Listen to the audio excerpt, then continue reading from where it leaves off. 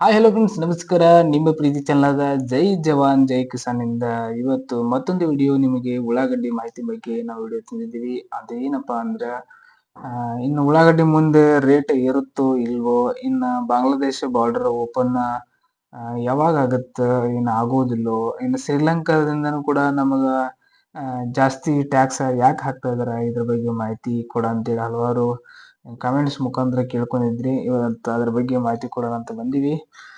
ಮಳೆ ಆಗ್ತಾ ಇದೆ, ಆದ್ರೂ ಕೂಡ ರೇಟ್ ಜಾಸ್ತಿ ಆಗ್ತಾ ಇಲ್ಲ. ಹಲವಾರು ಉಳ್ಳಾಗಡ್ಡಿ ಆಲ್ರೆಡಿ ಮಳೆ ಬಂದು ಹೊಳೆ ಬಂದು ಹಾಳಾಗಿದವು, ಆದ್ರೂ ಕೂಡ ಯಾಕೆ ಉಳ್ಳಾಗಡ್ಡಿ ರೇಟ್ ಏರ್ತಾ ಇದೆಯಲ್ಲ ಅನ್ನೋ ಒಂದು ಪ್ರಶ್ನೆ ಎಲ್ಲರಲ್ಲಿ ಕಾಡುತ್ತ. ಯಾಕ ಏರುತ್ತ, ಇನ್ನು ಮುಂದೆ ಉಳ್ಳಾಗಡ್ಡಿ ರೇಟ್ ಏರುತ್ತೋ ಇಲ್ಲ ಅನ್ನೋದು ಕೂಡ ಹೇಳ್ತೀನಿ. ಅದ್ರ ಬಗ್ಗೆ ಹಂತ ಹಂತವಾಗಿ ನಾವು ಕೇಳ್ಕೊಂತ ಹೋಗೋಣ. ಅದ್ರ ಬಗ್ಗೆ ಮಾಹಿತಿ ಇವಾಗ ಬಾಂಗ್ಲಾದೇಶ ಬಾರ್ಡರ್ ಬಗ್ಗೆ ಸಿಂಪಲ್ ಆಗಿ ನನಗೆ ತಿಳಿದ ಮಟ್ಟಿಗೆ ಇವಾಗ ನಾನು ಕೂಡ ಮಾಹಿತಿ ತಿಳ್ಕೊಂಡ ಪ್ರಕಾರ ನೋಡೋದಾದ್ರೆ ಹಲವಾರು ಹಿಂದಿ ಚಾನೆಲ್ ಅಲ್ಲಿ ಹೇಳಿರ್ತಾರ. ಅದನ್ನ ನೋಡ್ಬಿಟ್ಟು ನಾನು ನಿಮಗ ವಿಷಯಗಳನ್ನ ತಿಳಿಸ್ತಾ ಇರ್ತೇನೆ. ಯಾಕಂದ್ರೆ ನಮ್ಮ ಕರ್ನಾಟಕದ ಹಲವಾರು ರೈತರಿಗೆ ಹಿಂದಿ ಲ್ಯಾಂಗ್ವೇಜ್ ಪ್ರಾಬ್ಲಮ್ ಇರುತ್ತ. ಆ ಚಾನಲ್ ನೋಡಿ ಏನ್ ಹೇಳ್ತಾ ಇದಾರೆ ಅರ್ಥ ಆಗೋದಿಲ್ಲ. ನಾನು ಅಲ್ಲಿ ಇಲ್ಲಿ ಅಂತ ವಿಷಯಗಳನ್ನ ತಿಳ್ಕೊಂಡು ನಿಮ್ಗೆ ಹೇಳ್ಬೇಕಾಗತ್ತ. ನಾ ತಿಳ್ಕೊಂಡ ವಿಷಯದ ಪ್ರಕಾರ ಇವಾಗ ಬಾಂಗ್ಲಾದೇಶ ಬಾರ್ಡರ್ ಅಂತ ಓಪನ್ ಇದೆ, ಬಟ್ ಸ್ವಲ್ಪ ಮಾಲ್ ಹೋಗ್ತಾ ಇದೆ, ಜಾಸ್ತಿ ಮಾಲ್ ಏನ್ ಹೋಗ್ತಾ ಇಲ್ಲ. ದಿವ್ಸಕ್ಕೆ 2-3 ಗಾಡಿ, 2 ಗಾಡಿ, 1 ಗಾಡಿ ಈ ತರ ಹೋಗ್ತಾ ಇದೆ. ಯಾಕೆ ಈ ತರ ಹೋಗ್ತಾ ಇದೆ ಅಂತ ಹಿಂದಿನ ವಿಡಿಯೋದಲ್ಲಿ ಆಲ್ರೆಡಿ ನಿಮ್ಗೆ ರೀಸನ್ ಹೇಳಿದ್ನಿ. ಏನಪ್ಪಾ ಅಂದ್ರ ಒಂದ್ಸಲ ಅಲ್ಲಿ ಇಂಡಿಯಾದಿಂದ ಏನು ಪ್ರಾಬ್ಲಮ್ ಇಲ್ಲ, ಬೇಕಾದಷ್ಟು ಉಳ್ಳಾಗಡ್ಡಿನೂ ಕಳಿಸ್ಬೋದು ಅನ್ನೋದು ಇಂಡಿಯಾ ಜಾರಿ ಮಾಡೈತೆ. ಬಟ್ ಬಾಂಗ್ಲಾದೇಶ ಸರ್ಕಾರ ಒಂದು ರೂಲ್ಸ್ ಹಾಕಿದೆ. ಅವ್ರಿಗೆ ಏನಪ್ಪಾ ಅಂದ್ರೆ ಅಲ್ಲಿ ಮಾರಾಟಗಾರ ಏನ್ ಮಾಡಿದ್ರೆ ಒಂದ್ಸಲ ಏನ್ ಪರ್ಮಿಷನ್ ಸಿಕ್ತಿ ಉಳ್ಳಾಗಡ್ಡಿ ತಗೊಂಡ್ ಹೋಗಾಕ ಇಂಡಿಯಾದಿಂದ ಬಾಂಗ್ಲಾದೇಶಕ್ಕ, ಅವಾಗ ಏನ್ ಬಿಟ್ರ ಹಲವಾರು ಮಾರಾಟಗಾರರು ಏನ್ ಮಾಡಿದ್ರ ಅಂದ್ರ ಉಳ್ಳಾಗಡ್ಡಿ ಗಾಡಿಗಳನ್ನ ಉಳ್ಳಾಗಡ್ಡಿ ತಗೊಂಡ್ ಹೋದ್ರ. ಬಟ್ ಆ ಉಳ್ಳಾಗಡ್ಡಿ ಎಲ್ಲಿ ಹೋದವು ಅನ್ನೋದು ಆ ಸರ್ಕಾರಕ್ಕೆ ಅದು ಮಾಹಿತಿನೇ ಸಿಗ್ಲಿಲ್ಲ. ಅಂದ್ರೆ ಏನ್ ಮಾಡ್ತಾರ, ಮಾರಾಟಗಾರ ಅಲ್ಲಿ ಇಲ್ಲಿ ಸ್ಟಾಕ್ ಮಾಡಿ ಇಟ್ಕೊಂಡ್ಬಿಡ್ತಾರ. ಯಾಕಂದ್ರೆ ಬಾಂಗ್ಲಾದೇಶದಲ್ಲಿ ಆಲ್ರೆಡಿ 80, 90, 100 ರೂಪಾಯಿ ತನಕ ಉಳ್ಳಾಗಡ್ಡಿ ರೇಟ್ ಇದೆ. ಅವರು ಮಾರಾಟಗಾರರು ತಮ್ಮ ಗೋಡವಾನೆಗಳಲ್ಲಿ ಸ್ಟಾಕ್ ಮಾಡಿ ತಮ್ಮ ಮಾರುಕಟ್ಟೆಗಳಲ್ಲಿ ಮಾರಾಟ ಮಾಡಿ ಲಾಭ ಪಡೋಕೋಸ್ಕರ ಏನ್ ಮಾಡಿದಾರೆ ಅಂದ್ರೆ ಅವರು ಜಾಸ್ತಿ ಬಾರ್ಡರ್ ಇಂದ ಬಂದ ಗಾಡಿಗಳನ್ನ ಅವ್ರು ಏನ್ ಮಾಡ್ಬಿಟ್ರು, ಸರ್ಕಾರಕ್ಕೆ ಗೊತ್ತಾಗದ ರೀತಿಯಲ್ಲಿ ಅಲ್ಲಿ ಇಲ್ಲಿ ಮುಚ್ಚಿಟ್ಬಿಟ್ರ ಅವನು ಗಾಡಿಗಳನ್ನ. ಅಂದ್ರೇನ ಉಳ್ಳಾಗಡ್ಡಿ ಸ್ಟಾಕ್ ಮಾಡ್ಕೊಂಡ್ಬಿಟ್ರ. ಅವಾಗ ಬಾಂಗ್ಲಾದೇಶ ಸರ್ಕಾರ ಏನ್ ಮಾಡ್ತಂದ್ರ, ಭಾರತ ಸರ್ಕಾರದ ಒಂದು ಕ್ಯಾಲ್ಕುಲೇಟ್ ಅಂದ್ರೆ ಲೆಕ್ಕ ಕೇಳ್ತತ್ತಲ್ಲ, ಆ ಉಳ್ಳಾಗಡ್ಡಿ ಎಲ್ಲಿ ಹೋಯ್ತು ಅನ್ನೋದು ಅವ್ರಿಗೂ ಸಿಗ್ಲಿಲ್ಲ. ಹಿಂಗಾಗಿ ಅವ್ರೇನು ಒಂದು ರೂಲ್ಸ್ ಅವ್ರು ಜಾರಿ ಮಾಡಿದ್ರೆ ಏನಂದ್ರೆ, ಒಬ್ಬ ವ್ಯಾಪಾರಿ ಇಷ್ಟೇ ಉಳ್ಳಾಗಡ್ಡಿ ಕೊಂಡ್ಕೋಬೇಕಂತೇಳಿ ಒಂದು ರೂಲ್ಸ್ ಹಾಕಿದ್ದಾರೆ.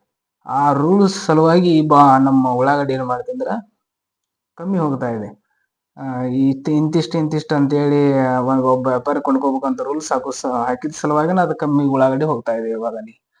ಇನ್ನೊಂದು ವಿಷಯ ಏನಪ್ಪಾ ಅಂದ್ರ, ಅಲ್ಲಿ ರೈತರ ಸರ್ಕಾರಕ್ಕೆ ಏನ್ ಮಾಹಿತಿ ಕೊಟ್ರಪ್ಪ ಅಂದ್ರ, ನಮ್ದು ಆಲ್ರೆಡಿ ನಮ್ಮ ಮಾರುಕಟ್ಟೆ ಅಲ್ಲಿ ಕಡಿಮೆ ಆಗ್ತಾ, ಅಲ್ಲಿ ಕೂಡ ಉಳ್ಳಾಗಡ್ಡಿ ರೇಟ್ ಕಡಿಮೆ ಆಗ್ತಾ ಇದೆ. ಯಾಕಂದ್ರ ಭಾರತ ಸರ್ಕಾರದಿಂದ ಅಂದ್ರೆ ಭಾರತ ದೇಶದಿಂದ ಉಳ್ಳಾಗಡ್ಡಿ ನೀವು ಇಲ್ಲಿಗೆ ತಗೊಂಬಂದ್ರಿ ಅಂದ್ರೆ ನಮ್ಮಲ್ಲಿರುವ ರೈತರಿಗೆ ತುಂಬಾ ಪ್ರಾಬ್ಲಮ್ ಆಗುತ್ತೆ. ಅವರಿಗೆ ಮುಂದಿನ ಸಲ ಉಳ್ಳಾಗಡ್ಡಿ ರೈತರು ಹಾಕುದಿಲ್ಲ, ಈ ಸಲ ಲುಕ್ಷಾನ್ ಆಯ್ತು ಅಂತೇಳಿ ಹಲವಾರು ಕಾರಣಗಳು ಅವರು ರೈತರ ಅಂದ್ಮೇಲೆ ಅವರು ಸರ್ಕಾರಕ್ಕೆ ತಿಳಿಸ್ತಾರ, ಹೋರಾಟ ಮಾಡ್ತಾ ಇರ್ತಾರ.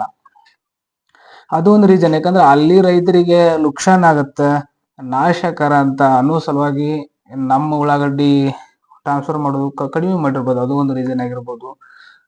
ಇನ್ನೊಂದು ಇದು ಬಾಂಗ್ಲಾದೇಶ ಬಾರ್ಡರ್ ಅಷ್ಟೇ. ದಿವ್ಸಕ್ಕೆ ಹೇಳಿದ್ನಲ್ಲಿ ನಿಮ್ಗೆ 4-5 ಗಾಡಿ ಒಂದೊಂದು ಬಾರ್ಡರ್ ಅಲ್ಲಿ ಬರೀ ಎಡಗಾಡಿ ಅಷ್ಟೇ ಹೋಗುದಿಲ್ಲ, ಹಲವಾರು ಬಾರ್ಡರ್ಗಳು ಇರ್ತಾವ. ಅಲ್ಲಿ ಕೂಡ ಒಂದೊಂದು ಬಾರ್ಡರ್ ಮುಖಾಂತರ 4-5 ಗಾಡಿ, ಒಂದ್ ದಿವ್ಸಕ್ಕೆ ಒಂದು 50 ಗಾಡಿ ಹೋಗ್ತಾವಂತ ಅನ್ಕೋರಿ. ಹೋದ ವರ್ಷ ಆ ತರ ಏನಿದ್ದಿಲ್ಲ. ತಮಗೆ ಎಷ್ಟು ಗಾಡಿ ಬೇಕು, ತಮಗೆ ಎಷ್ಟು ಓಪನ್ ಫುಲ್ ಬಿಲ್ಕುಲ್ ಓಪನ್ ಇತ್ತ ಬಾರ್ಡರ್. ಅವಾಗ 100 ಗಾಡಿ ಬೇಕಾದ್ರೂ ತಗೊಂಡ್ ಹೋಗ್ಬೋದು, 1000 ಗಾಡಿ ಬೇಕಾದ್ರೂ ತಗೋಬಹುದು. ಹಿಂಗಾಗಿ ರೇಟ್ ಹೋದ ವರ್ಷ ತುಂಬಾ ರೇಟ್ ಆಯ್ತು, ಎಲ್ಲರಿಗೂ ಗೊತ್ತಿರೋ ವಿಷಯ ಅದ. ಈ ಸಲ ಒಂದ್ ಸ್ವಲ್ಪ ಕಡಿಮೆ ಹೋಗ್ತದೆ ಉಳ್ಳಾಗಡ್ಡಿ. ಇದು ಒಂದು ಕೂಡ ನಮ್ಮ ಭಾರತ ದೇಶದಲ್ಲಿ ಕಡಿಮೆ ರೇಟ್ ಆಗಲು ಇದು ಮೇನ್ ಕಾರಣ. ಇನ್ನೊಂದು ಕಾರಣ ಏನಪ್ಪಾ ಅಂದ್ರ, ಈ ಸಲ ಎಲ್ಲರೂ ಉಳ್ಳಾಗಡ್ಡಿ ಜಾಸ್ತಿ ಹಾಕಿಬಿಟ್ಟಿದ್ದಾರೆ. ಆಲ್ಮೋಸ್ಟ್ ಉಳ್ಳಾಗಡ್ಡಿ ಅಂಕರ್ ಎಲ್ಲಾ ಕಡೆ. ನಮ್ಮ ಕರ್ನಾಟಕದಲ್ಲಿ ಇನ್ನೂ ಕಡಿಮೆ ಕಾಣ್ಬೋದು, ಆದ್ರೂ ಈ ಸಲ ಹಾಕಿದಾರೆ. ನಾವು ನೋಡಿದಂಗ ಬಹಳ ಕಡೆ ಉಳ್ಳಾಗಡ್ಡಿ ಹಾಕಿದಾರ. ಬಟ್ MP, ಮಧ್ಯಪ್ರದೇಶ ಆಗ್ಲಿ, ರಾಜಸ್ಥಾನ್ ಆಗ್ಲಿ, ಗುಜರಾತ್ ಆಗ್ಲಿ, ಹೊಳ್ಳಿ ಇವು 3 ರಾಜ್ಯಗಳು ಜಾಸ್ತಿ ಬೆಳಿತಾವೆ ಓಂಕಾರ ಉಳ್ಳಾಗಡ್ಡಿ.